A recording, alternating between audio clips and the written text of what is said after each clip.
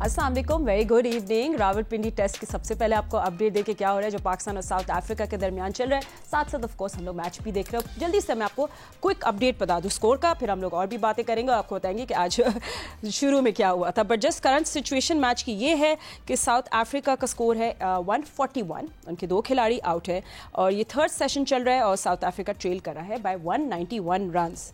ठीक है, और मिनिमम ओवर्स जो है वो 12 रह गए आज के। सो क्या पाकिस्तान को कोई ब्रेक थ्रू मिलेगा बिफोर स्टम्प्स? आई थिंक इसके लिए हमें थोड़ा वेट करना पड़ेगा। मगर हमने अपना दिन जो आज ज़रा प्रॉमिसिंग दिन शुरू किया था 316 फॉर 5, बट देन उस then the collapse happened और महाराज ने completely destroy कर दिया। 5 wickets and 18 balls. So हमारी जो last 5 wickets थी they fell for 17 runs और हमने रैप अप किया for 333. So महाराज ने, जिस तरह आप ये देख रहे हैं, he finished with 7 wickets and वो है ये इनके best figures by a South African in Pakistan. So अब मैच की क्या सिचुएशन है और क्या होगा आगे, हमारे एक्सपर्ट्स हमें बताएंगे। मेरे साथ मौजूद हैं क्रिकेट के सिकंदर पाकिस्तान क्रिकेट टीम के former captain mister Rashid Ali. Thank you.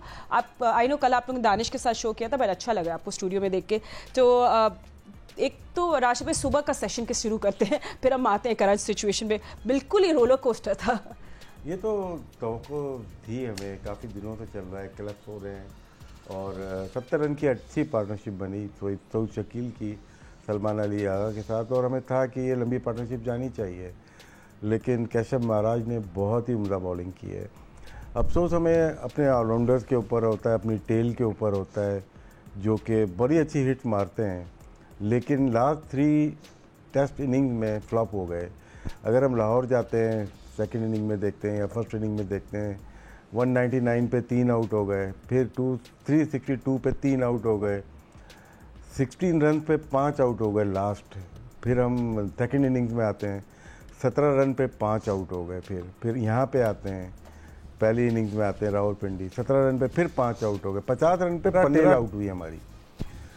ये बहुत बड़ा मतलब स्कोर आप समझ सकते हैं, ये कंसर्न है। हम होम पे ऐसे आउट हो रहे हैं। 2 टेस्ट मैचेस हम इन्हीं वजह से बांग्लादेश से पिंडी स्टेडियम में ही हार चुके हैं और ये वीकनेस नज़र आ रही है हमें काफ़ी टाइम से। नो डाउट साउथ अफ्रीका ने बहुत अच्छी बॉलिंग की है, उनके पेसर ने, उनके स्पिनर्स ने। कैशव महाराज 7 विकेट लिए उन्होंने और हमें बहुत मेहनत करनी पड़ेगी। 2 आउट ज़रूर कर लिए हमने, लेकिन इस टेस्ट में शायद साउथ अफ्रीका अगर पूरा दिन खेल जाती है और कोई आउट नहीं होता मज़ीद, तो पाकिस्तान अंडर प्रेशर खेलेगा। बिल्कुल, जिस तरह आप बता रहे थे सुबह का सेशन के बारे में, सिकंदर आपने तो 2-3 दिन पहले से हमें सबको डरा दिया था कि महाराज आएगा सो वो फियर तो बिल्कुल सही होगी। बट सलमान अली आगा की और साउथ शकील की बड़ी, अब you know what I was looking, बड़ी मैच्योर पार्टनरशिप थी एंड मगर फिर एकदम से उनका मोमेंटम हिल गया। So what do you think happened there कि बैटिंग अप्रोच चेंज करनी चाहिए थी उस वक्त? व्हाट डू यू, और just Maharaj was just too good? देखें, महाराज ने तो 7 आउट किए, मगर मैं क्रेडिट दूंगा रबाडा को। देखिए, जब कोई एक लड़का प्रेशर डालता है ना आउट बॉलिंग में, तो दूसरा आउट करता है, तो उस वक्त दूसरे एंड से हम जब क्रिकेट खेलते थे तो उस वक्त यही था कि अगर एक आउट कर रहा है तो दूसरे एंड से रन का फ्लो ना बने, वरना फिर वो जो प्रेशर एक लड़का आउट करके करता है तो वो उसका हाथ से निकल जाता है गेम। कि भाई एक आदमी तो आउट कर रहा है, दूसरे एंड से रन बने जा रहे हैं। तो रबाडा ने एक्सलेंट बॉलिंग की। अभी मैं देख रहा हूँ कि जैसे शाहीन का गेंद गिर रहा है तो वो वाला गेंद नहीं हिल रहा, जिस तरह कि उनका गेंद पड़ के हल्का सा बाइट कर रहा था, थोड़ा सा ऊंचा आ रहा था।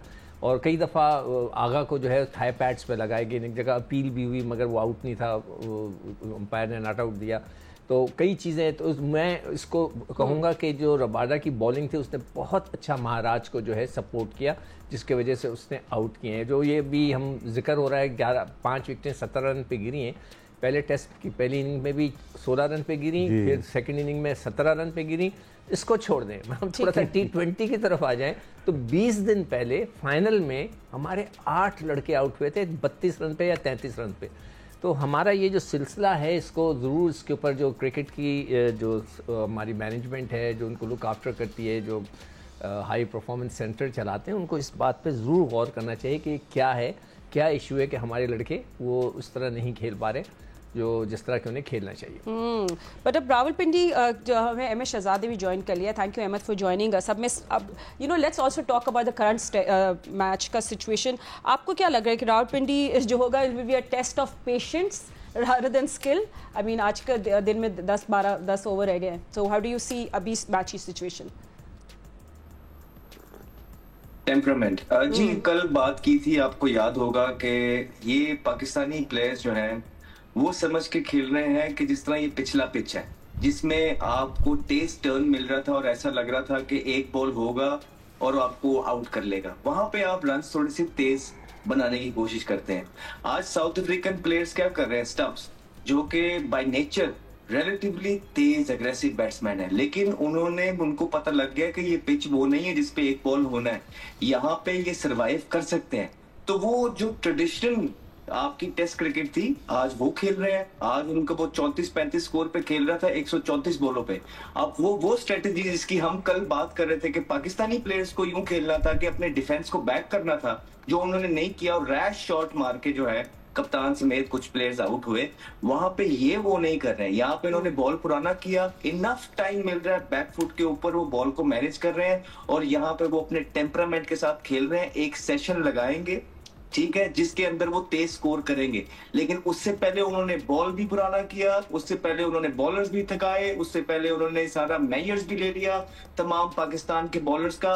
और अब एक सेशन लगेगा जिसपे वो सेशन पे उनको पता है कि टेस्ट मैच क्रिकेट है, ये सेशन बाय सेशन चलती है, हम स्कोर को कैपिटलाइज करेंगे. ऑलरेडी पाकिस्तान जब एक टाइम पे लग रहा था पाकिस्तान को 500 प्लस स्कोर इस पिच पे करने चाहिए थे, पाकिस्तान एक दफा फिर, जिस तरह राशिद भाई ने बहुत जबरदस्त तरीके से एलैबोरेट किया कि किस तरह पाकिस्तान जो है कोलैप्स कर रहा है नीचे से ऊपर से, किस तरह गुच्छों के अंदर ये विकेटें लूज कर रहा है, उस तरह फिर पाकिस्तान जो है कल एक अच्छी पोजीशन से उन्होंने दोबारा से कोलैप्स होके 350 भी ना बना सके उस पिच पे जहां पे 500 प्लस स्कोर करना चाहिए था. और ये माइंडसेट की हमने आपको बात की थी कि दो किस्म के माइंडसेट होते हैं, एक हार से बचने का और एक जीतने का. ना हमें पेडेस्टल फैन देखने को मिले, ना हमें वो सारी एफर्ट्स देखने को मिली जो ये पुश और एम्फसाइज करे कि रैंक टर्नर होगा, रिजल्ट वाला पिच होगा. ये एक नॉर्मल पिच बनाया गया है, ड्रॉ के लिए बनाया गया है, ज्यादातर मद्देनजर रखते हुए ये इस नियत से बनाया गया कि हम एक मैच ऊपर हैं, ये मैच हम ड्रॉ करें, एक सीरीज अप हम हो जाए. ये कहीं भी इस पिच से ये नजरियत से नहीं बनाया गया कि हम ये मैच जीतेंगे जिस तरह हम अपने पिछले मैचेस अगर 4-5 खेले उससे. तो अभी मैच का कोई भी बात करना ये कबलस वक्त होगा. इस सिचुएशन को देखते हुए लग रहा है कि south Africa is well and truly on top. Looking at their score, looking at their batsmen which are really set, looking at the ball condition जो कि बहुत टाइम दे रहा है बल्लेबाजों को खेलने के लिए, इस टाइम पे वो टॉप पे लग रहे हैं. एक सेशन लगेगा क्योंकि सेट बल्लेबाज खेल रहे हैं, जब स्कोर भी तेजी से आने लग जाएंगे. तो I think Pakistan again is missed the trick on the first day, जहाँ पे they've lost quite a lot of wicket और second day पे आके 350 पे ढेर हो गए. ठीक है, ऑन दैट नोट हम लोग क्विकली ब्रेक ले लेते हैं और फिर कॉन्वर्सेशन को आगे बढ़ाएंगे. Don't go anywhere, stay with. Welcome back after the break. हम लोग जल्दी से आपको मैच की भी अपडेट दे दे. साउथ अफ्रीका फाइनली पाकिस्तान को एक विकेट मिल गई, कर्टसी आसिफ आफरीदी जिन्हें जोरजी को आउट किया और ही वाज ऑन 55. वो थोड़े फ्रस्ट्रेट होंगे इस बात से क्योंकि काफ़ी सेट बैटर्स थे. सो लेट्स सी अब क्या होता है ये लास्ट सेशन. एंड राशिद भाई किस तरफ देख रहे हैं आप मैच को?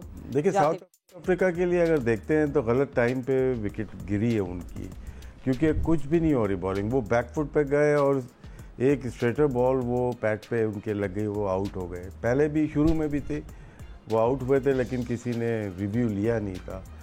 पिच ना बहुत ही स्लो साइड की लग रही. जैसे अभी अहमद बता रहे थे कि टाइम मिल रहा है, टाइम मिलने का मतलब है कि रिवर्स स्विंग भी आपकी इतनी कारामद नहीं होगी कि बॉल छोड़ ही नहीं रही पिच ना, तो वो बैकफुट पे जाके आराम से रोक रहे हैं. तो जो ब्रेक भी होगी स्लो ब्रेक हो रही है, मैनेजेबल ब्रेक ना वो हो जाती है. चाहे स्लो रन रेट हो जाए आपका, लेकिन आउट होता है ना कि आपने 140 बॉलें खेल ली और एक भी आपका ग्लव नहीं लगा, शॉर्ट लेग या स्लीप पॉइंट पे नहीं गया, इसका मतलब है स्लो ब्रेक है.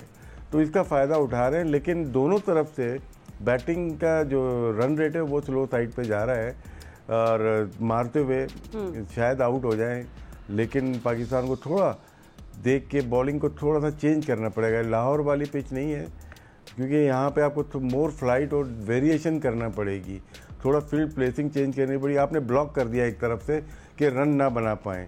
उनको रन बनाने दें, वाली बॉलिंग थोड़ी देर के लिए लेके आएँ और वाली फील्ड वाली सेट करें कि वो चांस लें और वहाँ पे शायद एक आध मिस्टेक करें और ये 2 विकेट्स हैं, ये अगर शाम को एक आध मिल जाती है या 2 मिल जाती हैं तो पाकिस्तान अच्छी लीड ले सकता है। Sikandar, I think that's what Rashid भाई इज आल्सो सेइंग, अभी क्या इंपॉर्टेंट है for Pakistan to just aim for getting more wickets और just squeeze the run rate, because वो अभी तो यही लग रहा है कि वो इसी इंटेंशन के साथ। देखो ये जो इनिंग है, इस वक्त जो मैच है ना, वो डिपेंड करेगा कितनी पाकिस्तान लीड लेता है।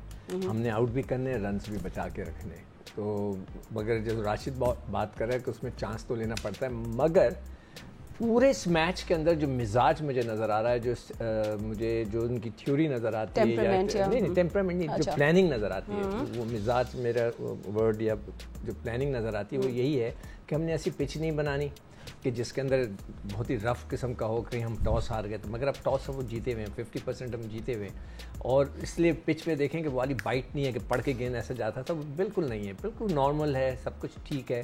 तो सिर्फ ये कि पहले इनिंग में हमने भी स्लो खेला, ये भी स्लो खेला, तो अब देखना ये कि मिजाज क्या है। अगर पाकिस्तान अच्छी लीड लेता है, 100 रन तक की लीड लेनी चाहिए, अगर 100 रन की लीड लेता है तो फिर हमारा एक और अच्छा चांस बन जाएगा मैच जीतने का। अदरवाइज़ अगर बराबर हो गए तो फिर ये ड्रॉ हो जाएगा, अगर थोड़ा सा कम लीड ली उन्होंने तो फिर ये मैच ड्रॉ के लिए चला जाएगा। इसलिए कि फिर आपको तेज़ खेलना है, आपने फिर ड्रॉ डिक्लेयर करना है, आपने अपनी एक पोजीशन बना के खिलाना है साउथ अफ्रीका को, तो वो थोड़ा सा टाइम कंज्यूमिंग होगा। तो मेरे ख्याल से अगर बस एक अच्छी लीड ही पाकिस्तान को जिता सकेगी, अदरवाइज ये फिर ड्रॉ की तरफ ही जाएगा। ठीक है, सो लेट्स सी अब सबकी क्या मतलब आप लोग सबने अपना बताया कि where exactly this match will be heading. I know I was just day 2 but what will Pakistan, जैसे राशिद भाई कह रहे थे कि नो थोड़ा यू आपको different bowling, is there a wicket while we are talking? Yes, I think yes. और ये डेंजर मैन ब्रेविस तो नहीं आउट हुए? I think that's it. Asif Afridi को एक और विकेट मिल गई। ठीक है, सॉरी मैं आपको साथ, I think this is exactly Ahmad what Pakistan was looking for. देखिए, आसिफ अफरीदी के बारे में काफी ज्यादा बात हुई है कि उनकी एज जो है वो थोड़ी सी हायर साइड के ऊपर है, इसमें कोई डाउट नहीं है, लेकिन एट द सेम टाइम उनकी बॉलिंग एबिलिटी पे भी कोई डाउट नहीं है। मैं इनके साथ वापटा के अंदर ये खेलते रहे हैं और मैंने अपना जो आखिरी सीजन खेला है ये मेरे साथ ड्रेसिंग रूम शेयर कर रहे थे। एक इंतहाई क्लेवर और स्मार्ट ऑपरेटर हैं ये पिच के ऊपर। इनके पास इनफ वेरिएशन मौजूद है किसी भी पिच के ऊपर बैट्समैन को डिसीव करने के। आप देखें कितने स्मार्टली तेज बॉलिंग कर रहे हैं। अगर आप जिस तरह राशिद भाई भी बोल रहे थे कि पिच टाइम दे रहा है, बॉल पुराना हो गया है, तो यहाँ पे थोड़ा सा जोर लगाना पड़ेगा, आपके कंधों से, उंगलियों से जान लगानी पड़ेगी। एट द सेम टाइम खाली जान से नहीं, वेरिएशन के साथ। शुरू में थोड़ा स्लो किया पिछला ओवर, उसके बाद बीच में ये 1-2 बॉल तेज करते हैं जिसपे बैट्समैन को कम टाइम मिलता है। जोर सी सेट खेल रहे थे, पहले उनको डिसीव किया, ठीक है, वो बैकफुट पे गए, उनका वही ख्याल था कि पेस स्लो आएगी, लेकिन वो बीच में घुस गया, बॉल तेज हुआ। एट द सेम टाइम ये भी जो अभी बॉल हुआ है आप चेक करें, ये तेज बॉल था, बीच के अंदर से ना सिर्फ टर्न हुआ है, उनको बाउंस भी मिला है। तो it shows the quality of the bowler. That is the reason उन्हें पाकिस्तान क्रिकेट टीम के अंदर जो है पहले आ जाना चाहिए था, 3-4 साल पहले उनको टीम के अंदर आना चाहिए था। लेकिन उनके साथ भी जो पाकिस्तान के अंदर काफी प्लेयर्स के साथ होता रहा है जिनको उनका ड्यू चांस नहीं मिलता, सही टाइम के ऊपर उनको खिलाया नहीं जाता, उनको सिलेक्ट नहीं किया जाता, उनके टैलेंट को निखारा और परखा सही तरीके से नहीं जाता, जिसकी वजह से फिर हम लेट हो जाते हैं। ये भी अल्लाह के काम है। अगर हमारे पास कोई बना बनाया यंगस्टर होता तो शायद आसिफ अफरीदी ये 2 मैचेस या 2 विकेटें ना ले पाते, लेकिन क्योंकि पाकिस्तान को जरूरत थी, पाकिस्तान ने उस तरह के यंगस्टर डेवलप नहीं किए हुए, इसी वजह से पाकिस्तान जो है 39 साल जो कागजों के ऊपर है, एटलीस्ट 39 साल आसिफ अफरीदी को लेके आए और उन्होंने पाकिस्तान को ये तो 2 ब्रेक थ्रूज दिलवाए हैं। ये मच नीडेड था। अभी भी अगर आप देखेंगे मैच के अंदर 162 रन जो है ट्रेल है, जो कि लगता है कि साउथ अफ्रीका पास पहुंच जाएगा। तो जो मैच होने वाला है वो सेकेंड इनिंग पे होने वाला है। सेकेंड इनिंग कौन कैसी खेलेगा वहां पे जाके मैच होगा। 3 दिन इस दिन के बाद भी मैच के अंदर पड़े हैं, और जो आसिफ अफरीदी का हमने पिछला बॉल देखा है, इट शोज कि चौथा और पांचवा दिन काफी मुश्किल होगा बैटिंग के लिए, दैट्स फॉर श्योर। अच्छा राशिद भाई, अभी आप बता रहे थे कि आपको कुछ थोड़ा बॉलिंग पे कुछ चेंज का आप ये बात तो कर रहे थे, बट अभी साउथ अफ्रीका ठीक है, उनके एक और विकेट गिर गई, टेम्परेमेंट देख के क्या ये हमारे लिए भी कोई अलार्म है अगले 2 दिन के लिए? नहीं, जो ब्रेविस आउट हुए हैं वो थोड़ा सा स्ट्रगल करते हैं, उनका डिफेंस इतना स्ट्रांग नहीं है, उनका अटैक बहुत अच्छा है और उसी के लिए हम भी खाइफ थे लास्ट मैच में भी और अभी भी। जिस तरह से बॉल हुई उसको बल्ला साथ लेते हुए चले गए वो। पिछले मैच में भी देखिएगा तो स्पिन को या ब्रेक को वो समझ नहीं पाते। कभी कभार हम लोग भी अगर बाहर जाते हैं इंग्लैंड वगैरह में या ऑस्ट्रेलिया में, क्योंकि हम यहाँ के खेले हुए प्लेयर हैं, अगर हमें स्विंग और सीम या बाउंस मैनेज नहीं कर पाते फिर हम यूँ स्लिप लगा देते हैं। तो सेम चीज़ इनकी नज़र आई है। लेकिन बॉलिंग क्या होती है कि आप एक जगह पे 3 विकेटों के अंदर अगर बॉल कर रहे हैं, आपकी लाइन बहुत अच्छी है और आप वेरी करते हैं अपनी लेंथ को और पेस को, सारी बॉलें एक तरह से नहीं करते।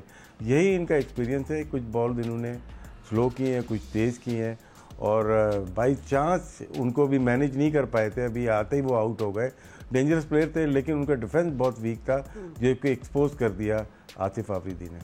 And Sikandar, but if you in the dressing room अभी, आप क्या ये सिचुएशन देख के बॉलर्स को क्या एडवाइस देते हैं? जैसे राशिद भाई ने भी बताया बॉलिंग प्लान के बारे में। अभी जिसकी बॉल अच्छी गिर रही हो, ठीक है। देखिए आसिफ अफरीदी का कोई हमारे से ज़ाती दुश्मनी है, हम तो जानते ही नहीं, मैं तो नहीं जानता कम से कम, तो बिल्कुल भी। वो अहमद शहजाद उसके साथ खेला हुआ है, किसी के नहीं है। मुझे सिस्टम के कोलैप्स होने का अफसोस है कि हमने, अब वो जो कह रहे हैं ना कि वो अपना कि हमने डेवलप नहीं किया, ये किसका कसूर है? हम उन सेलेक्टर्स का कि जो वहाँ थे। हमारे यहाँ पता है प्रॉब्लम क्या होती है? सपोज करें शादाब आ गया, ओहो जी अब शादाब आ गया, हमें और कोई बॉलर की ज़रूरत ही नहीं है, तो अब वो क्या करते हैं, दूसरे बॉलर्स को लेकर नहीं आते। हमें हर वक्त एक एक्स्ट्रा बॉलर, जैसे अगर एक right arm leg spinner Shadab है तो उसके साथ एक और राइट आर्म लेग स्पिनर को डेवलप करना चाहिए।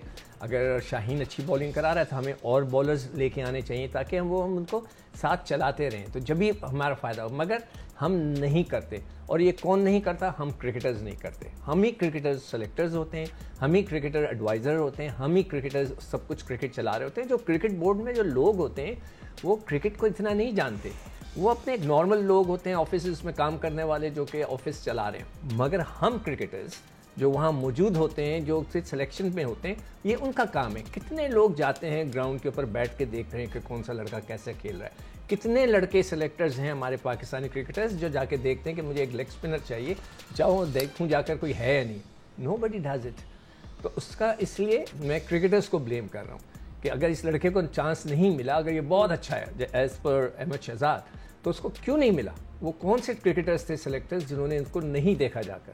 तो ये क्वेश्चन मार्क नहीं, बट वैसे great selection and bowling bye Asif Afridi. ऐसा नहीं है कि हमारे पास लेफ्ट आर्म स्पिनर्स नहीं आए, हमारे पास मोहम्मद असगर जैसा स्पिनर आया था 2016 में, न्यूजीलैंड ऑस्ट्रेलिया का टूर किया था। अहमद ने खेला भी होगा, वो अच्छा बॉलर था, उसको कैसे ख़त्म कर दिया हमने। वो अभी भी खेल रहा है लेकिन वो टूर से पाकिस्तान टीम से बगैर खेले बाहर हो गया। तो ऐसे बहुत सारे मिसालें हैं। नहीं क्यों, किसके वजह से राशिद? मैं यही तो पूछ रहा हूँ, हम क्रिकेटर्स की वजह से ना, वही तो होंगे कोच। नहीं, लाइकिंग डिसलाइकिंग होती है यार, ये नहीं बन रहा, और कभी कभार होता है यार ये बन रहा है, ये बहुत अच्छा है। खेलना दोनों को एक एक टेस्ट होता है, लेकिन कुछ खेल जाते हैं, कुछ रह जाते हैं। ठीक है, सो हम लोग ऑफ कोर्स मैच के लास्ट ओवर्स ही रह गया, so will keep an eye on that as well. मगर थोड़ी कुछ और भी न्यूज़ हेडलाइन आ रही हैं, उस पर भी बात कर लेते हैं। And that is Shaheen Shah Afridi as the new ODI captain. आप लोग सब एक एक सेंटेंस के बारे में ज़रूर बोले क्योंकि हमें कल शायद नहीं बात करने को मौका मिला। Ahmad, how do you see this happening? आपकी स्माइल ने बहुत कुछ बता दिया। अहमद सॉरी, हमें आपके ऑडियो में थोड़ा सा मसला आ रहा है, will try to connect with you again. ये थोड़ा बफरिंग हो रही है। आप लोग चलिए राशिद भाई, हॉट सीट पे आप बैठे। नहीं, हमें तो T20 के ढूंढ रहे थे, शायद किसी के फिट शायद वो किसी के फिट होने का इंतजार कर रहे हैं। हाँ, और तैयारी हमने T20 की पेपर हमारा वनडे का आ गया। और कभी कभार होता है ना कि 7 रुकनी बेंच बैठता है, 9 रुकनी बेंच, यहाँ 10 रुकनी बेंच इस्लामाबाद में एक कप्तान बनाने के लिए बैठा था और अपोजिशन किसी ने नहीं की।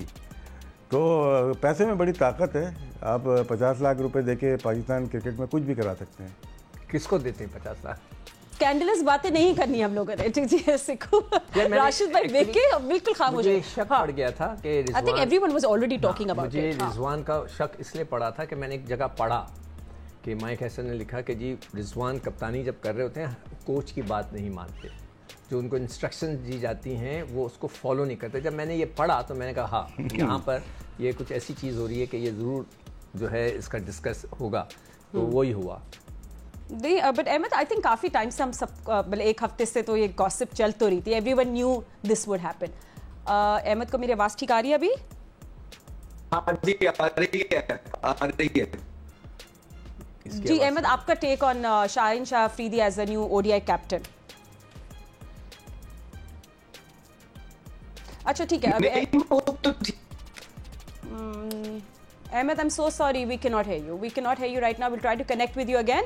साथ साथ मैच की सिचुएशन भी देख रहे हैं। तो अभी since the pitch is slowing, Sikandar, what kind of pace should अब आपको किस तरह की बॉलिंग करानी चाहिए? मतलब जो चॉइसेस क्या हैं, ये 3 हैं। अब बीच में आप इसको आगा को भी ट्राई करके देख लें। मतलब मैं तो हमेशा कह के थक जाता हूँ, मैं पिछले 2-1 साल से यही एडवाइस दे रहा हूँ कि जितने भी आपके पास ऑप्शंस होते हैं कैप्टन को ऑप्शंस इस्तेमाल करते रहना चाहिए कि आगा को भी ट्राई करके देख ले। यू नेवर नो, उसका गेंद अच्छा स्पिन हो जाए। वो is a cricketer, he is playing there, वो 11 के में है।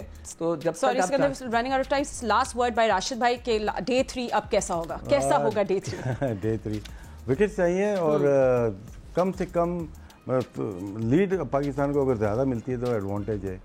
पिच थोड़ा नीचे रहेगी, उनके पास 2 पेसर हैं, स्पिनर तो हैं ही, 2 पेसर से बचना चाहिए कि अगर बॉल अप एंड डाउन रहा तो पाकिस्तान को अच्छी लीड लेनी चाहिए। और आसिफ आफरीदी ने ओपन तो कर दिया है मैच पाकिस्तान के लिए। 1 more wicket here and Pakistan एक अच्छी पोजीशन पे आ जाएगा। Gentleman, thank you so much for joining us और आपकी वैल्यूबल हम लोग आपसे मिलेंगे कल एंड होपिंग कि एक अच्छा डे 3 होगा। सी यू सून। अल्लाह हाफिज़।